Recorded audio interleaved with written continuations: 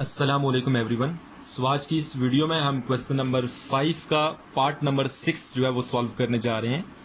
Question number 5 के जो पहले 5 पार्ट्स हैं वो हमने अपनी लास्ट वाली वीडियो में कवर किए हैं। सो आज हम पार्ट नंबर 6 की बात करते हैं। सो बच्चों, क्वेश्चन नंबर 5 में हमने विदाउट एक्सपेंशन शो करना है कि लेफ्ट हैंड साइड और राइट हैंड साइड इक्वल है। सो यहाँ पर हमने एक्सपेंड नहीं करना, तो ऑफकोर्स हम ऑपरेशन को यूज़ करेंगे या हम जो डिटर्मिनेंट्स की जो हमने प्रॉपर्टीज पढ़ी हैं उनको हम यूज़ करेंगे।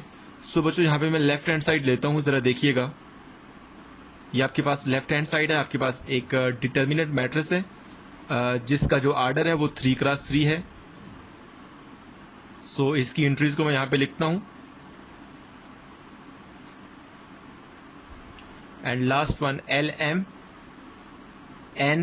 n square. सो बच्चों, मैं क्या करता हूँ कि ये जो पहली रो है R1 है, इसको मैं L से मल्टीप्लाई करता हूँ। देखिए हमारे पास यहाँ पे L स्क्वायर और L क्यूब है। सो मैं R1 को जब L से मल्टीप्लाई करूंगा तो L स्क्वायर बन जाएगा और L क्यूब बन जाएगा। सो सिमिलरली जो R2 है उसको मैं M से मल्टीप्लाई और डिवाइड करता हूँ, और जो R3 है उसको मैं N से मल्टीप्लाई और डिवाइड करता हूँ। सो सबसे पहले मैं यहाँ पे लिखता हूँ मल्टीप्लाई एंड डिवाइड। सबसे पहले L टू R1, मतलब जो R1 रो है उसको L से मल्टीप्लाई और डिवाइड करें। Similarly M to R2 and N to R3।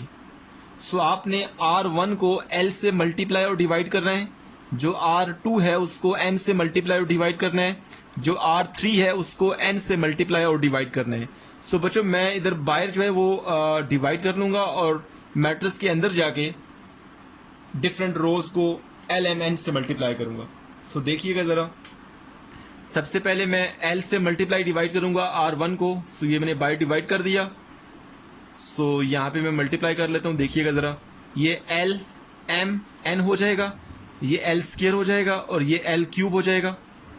Similarly अब जो R2 है उसको मैंने M से मल्टीप्लाई डिवाइड करना है, इधर बाहर मैं डिवाइड कर लेता हूँ और यहाँ पर मल्टीप्लाई करूंगा तो ये देखें NL है, इसको मैं M से मल्टीप्लाई करूंगा तो अरेंज करके लिखूं तो LMN बन जाएगा, और यहाँ पे M स्क्वायर हो जाएगा और यहाँ पे M क्यूब हो जाएगा।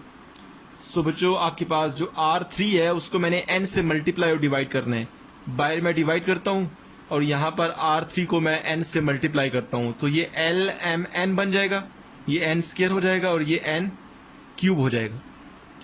सो बच्चों, अगर आपको नज़र आ रहा हो तो ये आपके पास जो C1 है, जो कॉलम 1 है, इसमें LMN जो है वो कॉमन है। सो इसको मैं कॉमन ले सकता हूँ।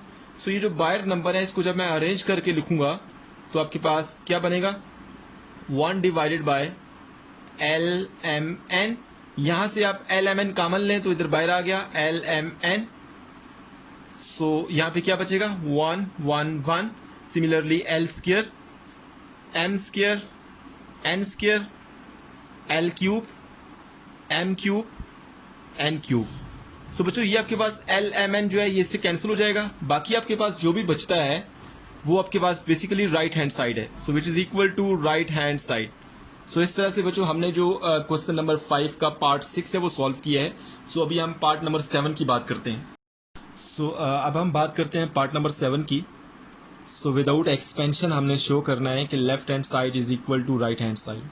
सो बच्चों, मैंने लेफ्ट हैंड साइड को यहाँ पे कंसीडर कर लिया है। ये आपके पास लेफ्ट हैंड साइड है जो कि एक डिटर्मिनेंट मैट्रिक्स है ऑफ आर्डर 3x3, मतलब 3 रोज और 3 कॉलम है। सो बच्चों, जो आपके पास R1 है, R1 में 2 कॉमन है।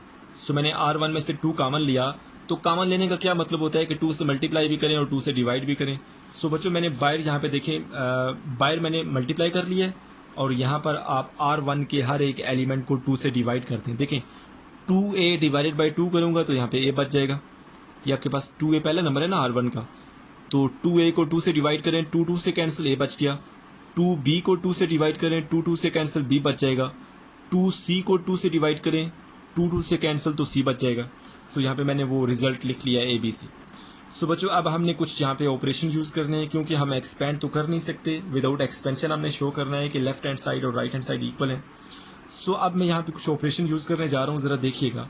सो बच्चों सबसे जो पहला ऑपरेशन है वो क्या है, R2 minus R1, second row में से फर्स्ट रो को माइनस करना है। सो देखिए सेकेंड रो का पहला एलिमेंट क्या है, a प्लस बी है। फर्स्ट रो का पहला एलिमेंट क्या है, a है। इन दोनों को माइनस करें, a प्लस बी माइनस ए। सो जरा यहाँ पे देख लें, मैं लिख भी देता हूँ, a प्लस बी माइनस ए करूंगा तो a से कैंसिल, क्या बचा, b आ गया। सो यहाँ पे मैंने b लिख लिया है। सिमिलरली 2b माइनस बी करें तो यहाँ पे b बच जाएगा, b प्लस सी माइनस सी करें तो यहाँ पे b बच जाएगा।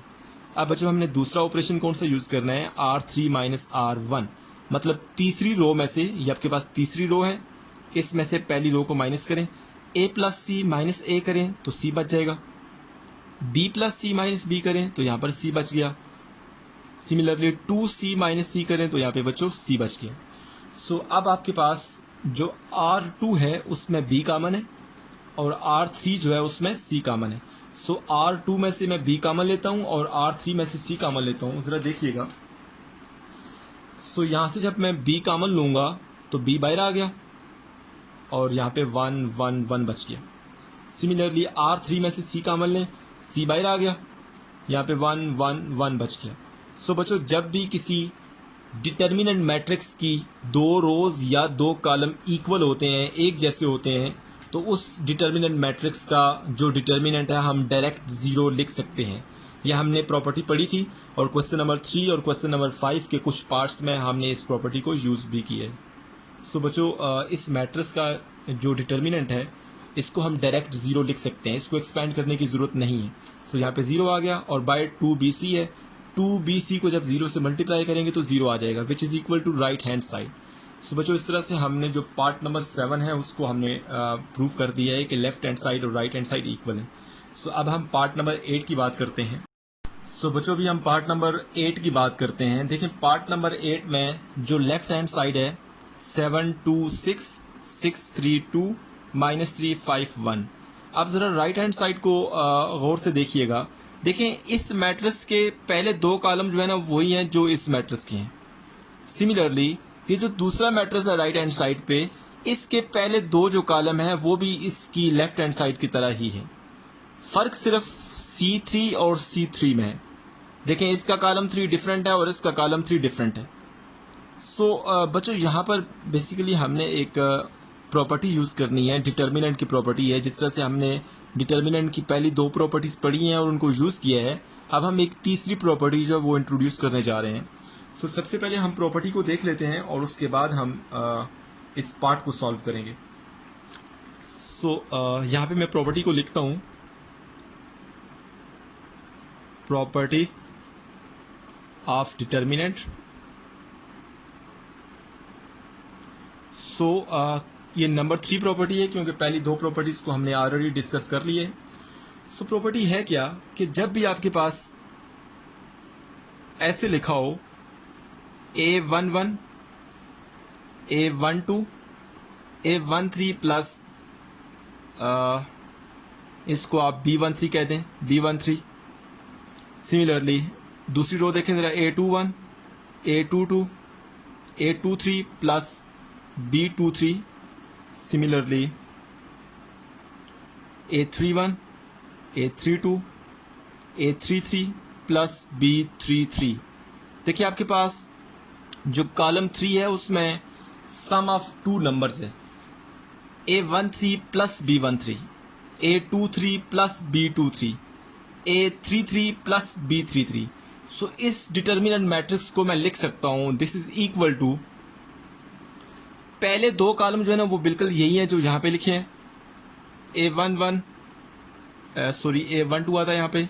सिमिलरली A21 A22 आता है, A31 A32 आता है। सो पहले दो जो कॉलम है C1 और C2 बिल्कुल वही हैं जो यहाँ पे लिखे हैं। अब यहाँ पे आपके पास देखें कॉलम 3 में सम ऑफ टू नंबर्स है, तो यहाँ पे सबसे पहले इस मैट्रिक्स में पहला वाला नंबर आएगा A13 A23 A33। सो यहाँ पे लिखिए आप A13 A23 A33 प्लस यहाँ पे आपके पास एक दूसरा मैट्रिक्स आएगा जो कि एक डिटर्मिनेंट मैट्रिक्स ही है, सेम ऑर्डर का ही होगा जो कि लेफ्ट हैंड साइड का ऑर्डर है। पहले दो जो कॉलम है वो बिल्कुल यहाँ पर भी वैसे ही आएंगे। सो इनको मैं लिखता हूँ A11, A12, A21, यहाँ पे A22, 31, A32। सिमिलरली हमारे पास जो C3 है वो क्या है, B13, B23, B33। सो आपके पास राइट हैंड साइड पे जो दो डिटर्मिनेंट मैट्रिक्स हमने लिखे हैं, इन दोनों के जो C1 और C2 है वो सेम है।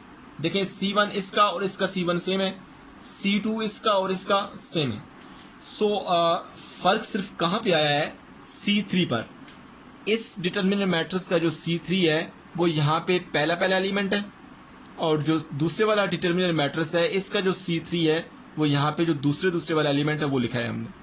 सो बच्चों हमारे पास ये डिटर्मिनेंट की एक प्रॉपर्टी है कि जब भी आपके पास इस तरह का कोई डिटर्मिनेंट मैट्रिक्स गिवन हो जिसके एक कॉलम में दो एलिमेंट्स का सम हो, तो उसको हम बराबर कर सकते हैं सम ऑफ टू डिटर्मिनेंट मैट्रिक्स की, ठीक है ना, जिनमें कॉलम 1 और कॉलम 2 तो सेम होगा लेकिन कॉलम 3 जो होगा वो डिफरेंट होगा। सो ये डिपेंड करता है कि ये सम जो है कौन से कॉलम में लिखा हुआ है। अगर ये तीसरे कॉलम में लिखा हुआ है तो यहाँ पे तीसरा कॉलम डिफरेंट होगा। अगर ये जो सम है दूसरे कॉलम में लिखा हुआ है तो यहाँ पर दूसरा कॉलम जो है ना इस मैट्रिक्स का और इस मैट्रिक्स का डिफरेंट होगा। C1 और C3 सेम ही रहेंगे, C2 इसका डिफरेंट होगा और C2 इसका डिफरेंट होगा। सो यही वाला फार्मूला आप कॉलम 1 पे भी लगा सकते हैं। सो बच्चों इस प्रॉपर्टी को हमने यूज करना है। सो देखिए हमारे पास जो पार्ट नंबर 8 है, पार्ट नंबर 8 में हमारे पास जो राइट हैंड साइड है, राइट हैंड साइड में देखिए हमारे पास जो C1 है और C2, यहाँ पर C1 C2 और यहाँ पर C1 C2 ये सेम है, सिर्फ जो डिफरेंस है वो C3 में डिफरेंस है। सो बच्चों हम बाय यूजिंग प्रॉपर्टी नंबर 3 में यहाँ पे राइट हैंड साइड लूँगा। सो राइट हैंड साइड बच्चों मैं लेता हूँ, तो इसको आप डायरेक्ट ऐड कर लें। मतलब आप ऐड किस तरह से कर रहे हैं, ये यहाँ पे दो मैट्रिक्स ऐड नहीं हो रहे, हमने यहाँ पर दो डिटर्मिनेंट मैट्रिक्स को ऐड करना है जिनका पहला कॉलम और दूसरा कॉलम सेम है। देखें इसका और इसका और इसका और इसका पहला कॉलम और दूसरा कॉलम सेम है। सो पहला कॉलम जो है ना वो और दूसरा कॉलम सेम ही रहेंगे, 6 7 -3 2 3 5। सिर्फ आपने C3 को C3 में ऐड करना है। सो आपने इनको ऐड करना है, ओके ना। सो ऐड किस तरह से करेंगे, 7 + -1 5 + -3, सिमिलरली -3 + 4। सो बच्चों हम इसको लिखते हैं, जरा देखिएगा, 7 6 -3 2 3 5, 7 प्लस माइनस माइनस हो जाएगा, 7 - 1 6 हो गया, 5 - 3 ये आपके पास 2 हो गया, -3 + 4 1 हो गया। सो बच्चों आपके पास ये जो नया मैट्रिक्स आया है ये इस लेफ्ट हैंड साइड के इक्वल है, which is equal to left hand side. So इस तरह से हमने प्रॉपर्टी नंबर 3 को यूज करते हुए पार्ट नंबर 8 जो है क्वेश्चन नंबर 5 को उसको सॉल्व किया है। सो बच्चों भी हम पार्ट नंबर 9 की बात करते हैं। सो बच्चों अब मैं पार्ट नंबर 9 की बात करता हूँ। पार्ट नंबर 9 में हमने विदाउट एक्सपेंशन शो करना है कि left hand side is equal to right hand side. So left hand side में आपके पास एक डिटर्मिनेंट मैट्रिक्स है ऑफ ऑर्डर 3x3। सो इसको मैं कंसीडर करता हूँ बच्चों, ये मैंने कंसीडर किया, ये आपके पास लेफ्ट हैंड साइड है। क्योंकि हम एक्सपैंड तो कर नहीं सकते, सो हमने क्या करना है, ऑपरेशंस को यूज़ करना है। सो मैं ऑपरेशन को यूज़ करने जा रहा हूँ। देखिए बच्चे आपके पास ये जो कॉलम 1 है इसको आपने C से मल्टीप्लाई और डिवाइड करना है। जो कॉलम 2 है इसको आपने B के साथ मल्टीप्लाई और डिवाइड करना है। जो कॉलम 3 है उसको आपने A के साथ मल्टीप्लाई और डिवाइड करना है। सो यहाँ पे मैं लिखता हूँ, देखें ज़रा, multiply and divide C to C1, column 1 को C से मल्टीप्लाई डिवाइड करना है, B to C2 मतलब कॉलम 2 को B से मल्टीप्लाई डिवाइड करें और कॉलम 3 को A से मल्टीप्लाई और डिवाइड करें। सो बच्चों यहाँ बाहर मैं डिवाइड कर लेता हूँ और यहाँ पे डिटर्मिनेंट मैट्रिक्स के अंदर हम डिफरेंट कॉलम्स को डिफरेंट नंबर्स के साथ जो मैंने यहाँ पे लिखा है उनके साथ मल्टीप्लाई करूँगा। सो सबसे पहले कॉलम 1 की बात करता हूँ। कॉलम 1 को हमने C से मल्टीप्लाई और डिवाइड करना है। ये बाहर मैंने डिवाइड कर दिया, यहाँ पे मल्टीप्लाई करता हूँ। सो ये मैंने बाय डिवाइड किया है, 1/C हो गया। सो यहाँ पे मल्टीप्लाई करूँगा तो आपके पास -A × C हो जाएगा, -AC। 0 को C से मल्टीप्लाई करें 0 ही रहेगा, B को C से मल्टीप्लाई करें तो BC बन गया। अब हमने C2 को B से मल्टीप्लाई और डिवाइड करना है। सो ये आपके पास C2 है, इसको B से मल्टीप्लाई डिवाइड करें, बाहर मैं डिवाइड कर देता हूँ और यहाँ पर मल्टीप्लाई करें, 0 को B से मल्टीप्लाई किया तो 0 ही आएगा, A को B से मल्टीप्लाई करें तो A भी बन गया, माइनस C को B से मल्टीप्लाई करें माइनस C भी बन गया। सो अब हम C3 को A से मल्टीप्लाई डिवाइड करेंगे। सो ये आपके पास C3 है, इसको मैं बाहर जो है वो A से डिवाइड कर देता हूँ और यहाँ मल्टीप्लाई करूँगा तो ये AC बन गया माइनस BC, सॉरी A से मल्टीप्लाई करना है ना, सो ये AC बन गया और यहाँ पे A भी बन गया, या BA लिख लें, एक ही बात है। सिमिलरली 0 को A से मल्टीप्लाई करें तो हमारे पास 0 ही आएगा। सो बच्चों अब आपके पास ये जो बाहर 1/C 1/B 1/A है, इनको अगर मैं अरेंज करके लिखूं तो ये हो जाएगा 1/ABC, क्योंकि मल्टीप्लाई हो रहे हैं ना। अच्छा, अब मैंने ऑपरेशन कौन सा यूज करना है, आपके पास जो डिटर्मिनेंट मैट्रिक्स है, अगर इसके तीनों कॉलम्स को मैं ऐड कर लेता हूँ, जब तीनों कॉलम्स को ऐड करूंगा तो देखते हैं क्या रिजल्ट आता है। सो यहाँ पे मैं ऑपरेशन का साइन भी बच्चों डाल देता हूँ, C1 plus C2 plus C3, ये ऑपरेशन का साइन है और यहाँ पे मैंने ऑपरेशन लिख दिया है। चेंज किस में आएगा, C1 में आएगा। So minus AC plus 0 plus AC, minus AC plus 0 plus AC, बाकी तो ऐसे ही रहेगा ना। Similarly 0 plus AB minus AB, ये BA है, इसको आप AB लिख लें, एक ही बात है। 0 प्लस AB माइनस AB, ये और ये सेम ही रहेंगे, AB माइनस AB। बच्चों इसको मैंने AB लिख लिया है, ये BA है, इसको आप AB लिख लें, एक ही बात है, क्योंकि 2 × 3 6 होता है, या 3 × 2 करें तब भी 6 ही आता है। सो ऑर्डर चेंज करने से रियल नंबर्स पे फर्क नहीं पड़ता। सो इनको ऐड करें, BC, इसका ऑर्डर भी चेंज कर दें, माइनस BC प्लस 0। सो यहाँ पे माइनस BC आ गया और यहाँ पे 0। देखिए हमारे पास जो कॉलम 1 है उसमें क्या चेंज आएगी, BC से कैंसिल, AB से कैंसिल, AC से कैंसिल। सो हमारे पास बच्चों क्या बचा, मैं यहाँ पे लिख लेता हूँ, जरा देखिएगा। बाहर क्या है 1/ABC और यहाँ पे क्या है, कॉलम 1 में तो तीनों एंट्री 0 हो जाएगी, कॉलम 2 में आपके पास ये 0 है, ये AB है और ये हमारे पास माइनस BC है, और कॉलम 3 में देखें ज़रा AC है, माइनस AB है और यहाँ पे 0 है। सो बच्चों हमने डिटर्मिनेंट की सेकंड प्रॉपर्टी पढ़ी थी कि जब भी हमारे पास किसी स्क्वायर मैट्रिक्स की पूरी एक रो या पूरी एक कॉलम 0 होती है तो उस मैट्रिक्स का डिटर्मिनेंट हम डायरेक्ट 0 लिख सकते हैं। सो इस मैट्रिक्स का, जिसको मैंने अंडरलाइन किया है, इस मैट्रिक्स का डिटर्मिनेंट हम इसको डायरेक्ट 0 लिख सकते हैं। सो बाहर क्या है 1/ABC और यहाँ पे 0 आ गया, इसको मल्टीप्लाई करें तो हमारे पास आंसर 0 ही आता है, which is equal to right hand side. So बच्चों इस तरह से हमने इस पार्ट नंबर जो 9 है हमारे पास, इसको विदाउट एक्सपेंशन हमने शो कर दिया है कि left hand side is equal to right hand side. So आज की इस वीडियो में हम इतना ही करेंगे। सो बेसिकली हमने इसमें 6, 7, 8 और 9 पार्ट किए हैं और अभी हमने एक्सरसाइज 3.3 का जो अगला क्वेश्चन है वो हमने अपनी नेक्स्ट वाली वीडियो में सॉल्व करना है। Thank you so much for watching my video.